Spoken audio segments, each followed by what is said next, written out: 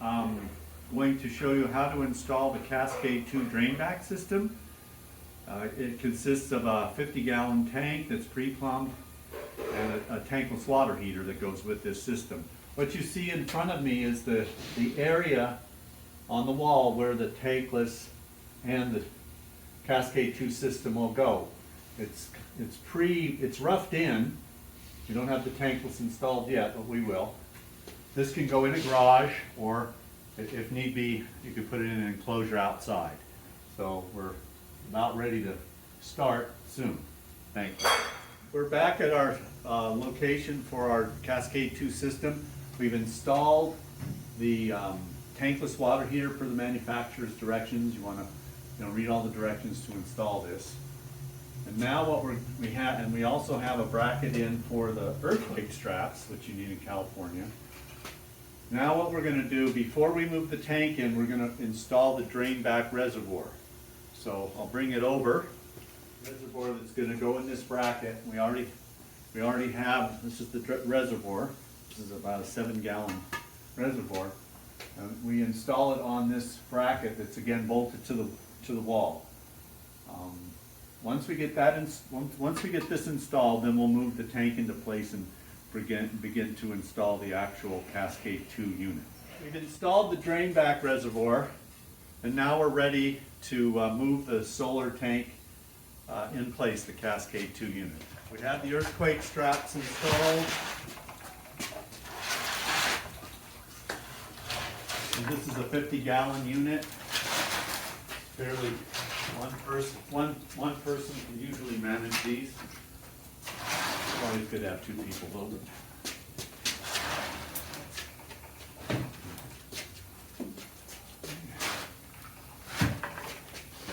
So we set this in place, and now we have a drain pan if you need it. And the earthquake straps I put on once we plumb it in. But what we have is the rough plumbing was done, and what we have is a cold water inlet, and then we have a hot water back to the house, so that's typically what you'll find. And then we have to and from the solar, and this line here would be to the solar panel, and then we've just looped it, and then on the right there is the return. So we'll start by hooking up. We're going to hook up the solar aspect of it first, and then we'll hook up the hot water, the tank to the water system second. The solar pump, it attaches to this outlet will attach to your line going up to the roof. So this will go here, and then the return, which is coming from here, from the drain back reservoir, goes back into here. So those two are the lower sections, and those we're doing all this in WaterFlex lines. You can hard plumb it whatever method you prefer, but this is how we're doing it. And then the last section for the solar loop is up there. I'll get on the ladder, I'll show you. Obviously the drain back reservoir, and then we have from the solar here to the top of the drain back reservoir. So basically what you do, let's see, I gotta find which one. Yeah, I think that's it.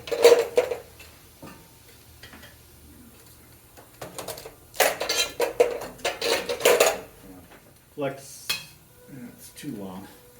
Flex connectors for the right size.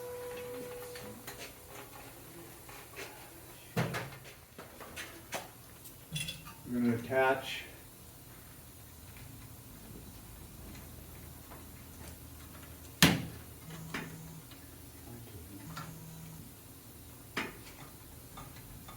the flex connector to the return line coming this from the roof.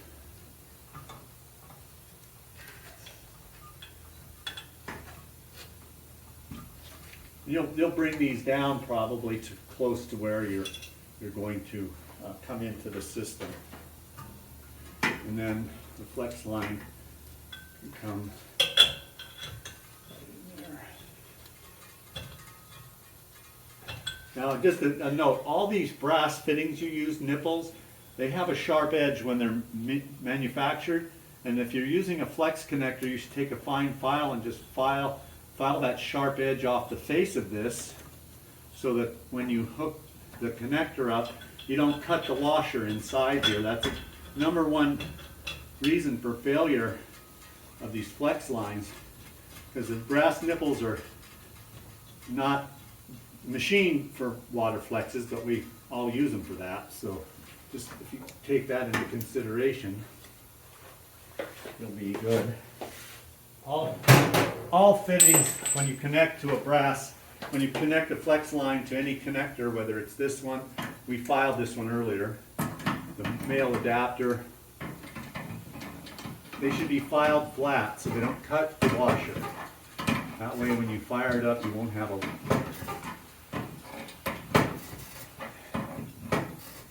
we're just going to snug it down. Standard water connector. So that's the return from the roof. Goes through the reservoir, and then we'll show where that is. From the drain back reservoir, hook that up.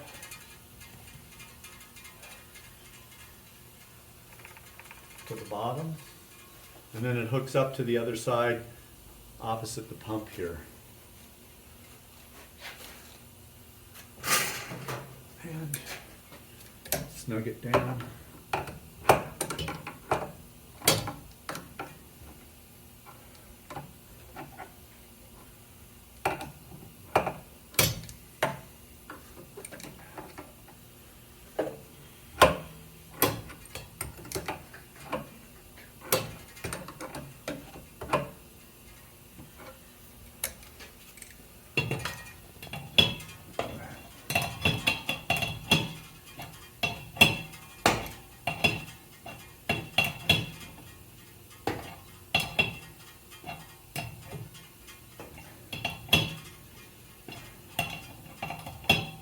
Snug.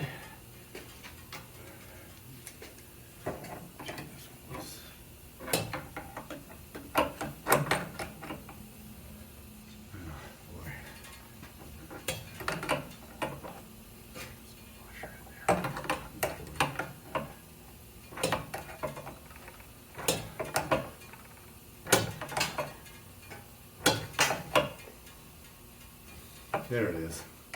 Make sure they're snug.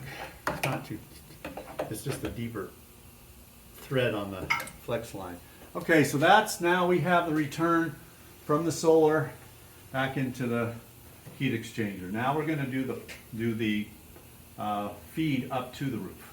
Yeah, we're hooking up the solar feed. So this is the pump, pumps up this route. I'm using some flex lines. They're a little long, but when you're on the job, make sure you have all sizes for however your layout turns out. So this is going to come up.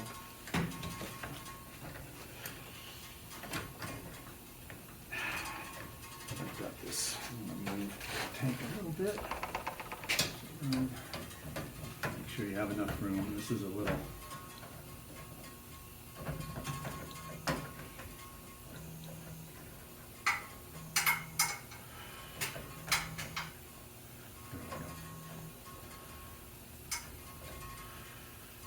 Generally, you would have this pipe, these are all preset, but this cold pipe would be up here, so the flex line would sweep up to the upper, to a higher elevation here. It's just the way the room is laid out. And then we just snug these down, and now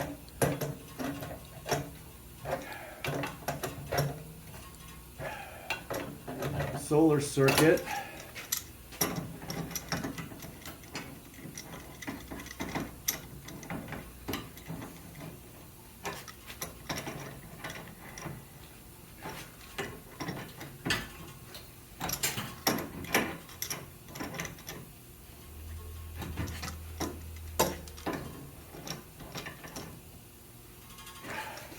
solar circuit is complete. So this is the pump. The pump will pump the fluid through the panels up to the roof, and it'll come back down into the drainback reservoir and come back through the heat exchanger, and then that loop will continue. That's just the volume is 7 gallons or so when we fill it. So that takes care of the solar loop. Now we're going to go to the water side. Are you ready? Mm-hmm. This is the cold water coming in. You can see the shut-off valve up there on the piping. This attaches. This goes there, and then there we go. Goes to here, to the tank. So this comes in, the cold water attaches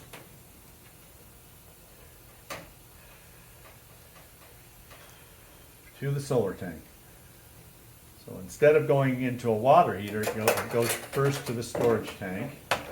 And this one we don't really have to, we're not going to fill it today, so.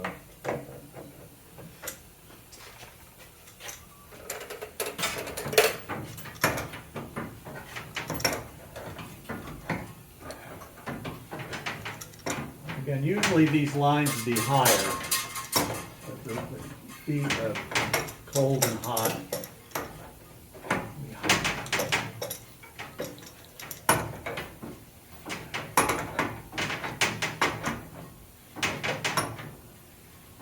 Okay, that's the cold in from the city. Now we're going to connect the hot out from the solar tank to the cold of the tankless. And that we might go. This is out of the Cascade 2 system right here and into the cold of the tankless, and you can see the tankless has a couple of the service valves that are available for tankless water heaters. Standard service set. They don't come installed, you have to install those. We already did that. So there, this is outlet from the mixing valve. We have a mixing valve built in.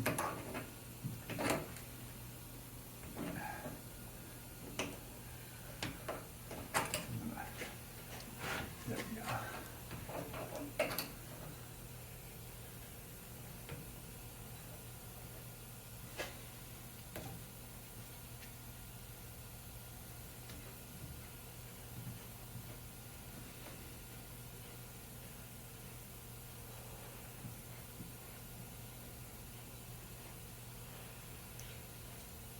So that's the cold, the hot out from the Cascade 2 pre-plumbed tank with the mixing valve to the cold inlet of the tankless.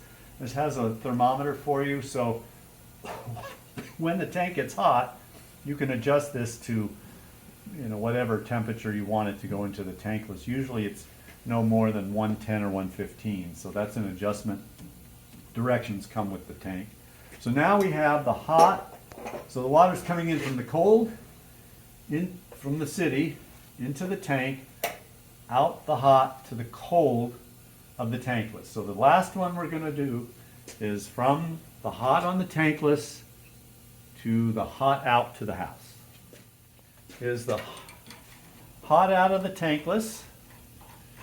Again, as a reminder, face file all these brass nipples or connectors so that the seat, the rubber connector on these, doesn't get cut, and then it leads to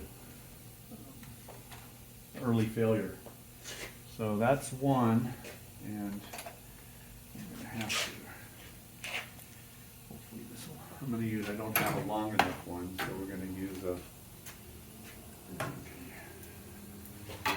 So that's hot out. This is going to your house. This is what comes out of the fixtures. Your sink, dishwasher, all this right here.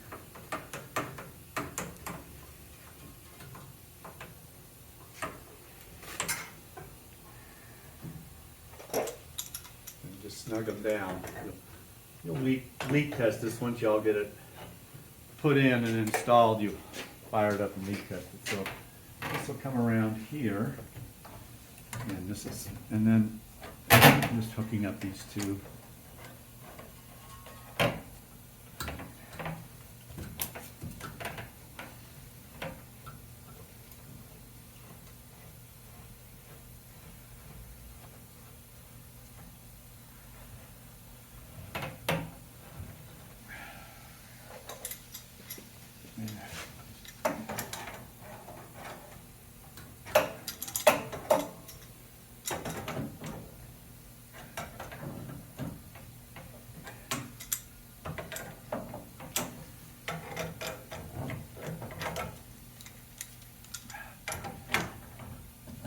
Okay, so this is the hot, there we go, that's better.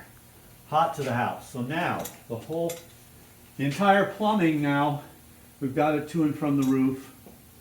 Those pipes are going to and from the roof, coming back, and all the connections are made to the Cascade 2 system. Now what you do, the next part we're not going to do, but what you do is you open the cold water line and you flush out you fill the tank, you open the T&P. Now this T&P is a long one that's designed, if you want, you can use it here, or there is a port on the top of the tank that this long shank T&P valve, pressure temperature relief, is designed to go down there. If you want to use it there, if you have a space issue that you want, you can put it there and then you just run it down to a drain. You fill the tank, check the flow through the fixtures, everything's good. All these valves are set to open, like that. That's open. Your tank list is all connected with the gas.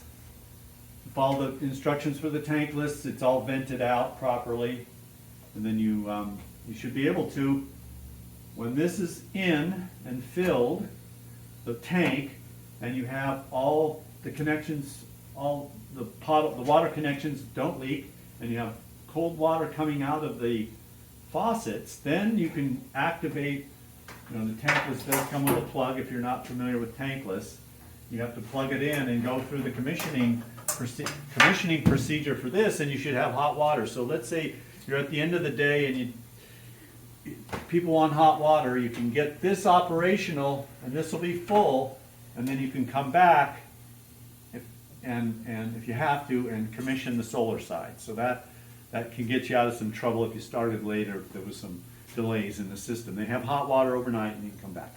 We're charging the Cascade 2 drain back reservoir. What we need is washing machine hoses long enough to run to a charge pump.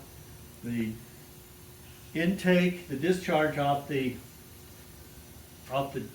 charge pump goes down here on the little valve that's connected to the heat exchanger, and then the return comes off the safety valve, which we have an adapter to convert from the safety valve thread to the hose, and then that goes back into the bucket. And the way it works is the bucket will be filled with your fluid. Usually it's antifreeze mix of 30% or so, and then we just turn the pump. The hoses are hooked up. The suction hose is pulling out of the bucket, and the discharge hose is coming back here. And make sure this valve is open. Your pump should be primed. You prime the pump. And then you turn the pump on, and the water's coming out, and that's coming back from the top of the drain back reservoir, so you know we're full. Basically, you can use 2 buckets, so you don't want to run out of water and fluid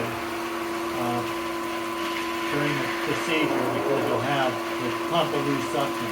But that's just going in a loop now. It's going from the bucket through the pump up into that tank and out. So you just run it as soon as it starts coming out. Let it run for a minute. That's all you need, and then just turn off your pump, and then just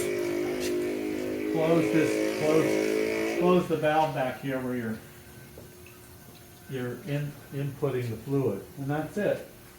That's all you need to do. You need a transfer pump. This is a little big. This we use for larger systems, but that's all we had. Our small one failed before we got to this part. So that does it. It's just a transfer pump. It's pumping fluid. You need have 10 gallons ready, because that's 7. So and you need some left in the bucket. So have 10 gallons of fluid to fill this up to the top. Then when you're done, pump's off. This is the fill valve is closed. You just release the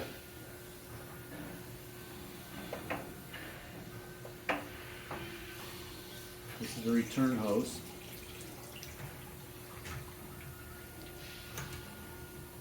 Close the safety valve and then remove the adapter. That's just a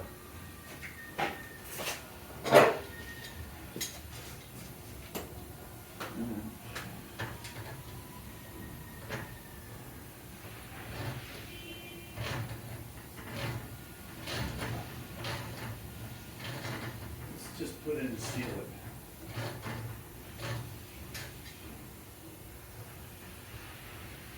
And whenever the, I'll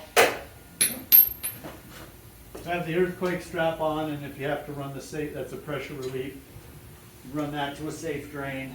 All applicable codes apply to plumbing, anchorage, and safety valves, which this is one here, it's the TNT on the tank.